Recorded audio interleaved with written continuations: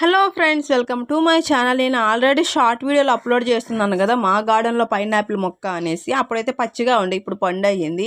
మా గార్డెన్లో పైనాపిల్ మొక్క అనేది ఎలా నాటుతున్నామో చూసేసేయండి ఈ వీడియోస్లో.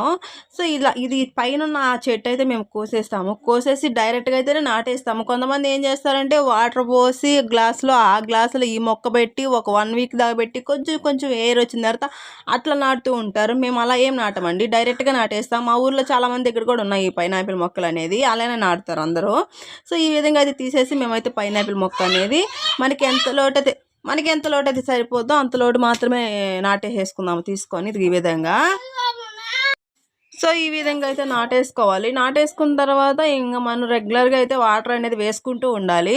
సో ఇదే విధంగా అయితే మేము పైనాపిల్ మొక్క మా ఊర్లో అందరూ అలానే నాటుతారు. మేము కూడా అంటే ఈ ఇయర్ అయితే ఒక కాయ వచ్చింది, నెక్స్ట్ ఇయర్ అయితే ఒక 2-3 కాయలు అయితే వస్తాయి ఖచ్చితంగా పక్క. అంటే ఈ చెట్టుకి రాదనుకో, ఈ చెట్టు రాబోయే 2 ఇయర్స్ పండు అయింది, 2 ఇయర్స్కి మాత్రమే పండు వచ్చింది. సో వీడియో నచ్చితే లైక్ చేసి సబ్స్క్రైబ్ చేసుకోండి.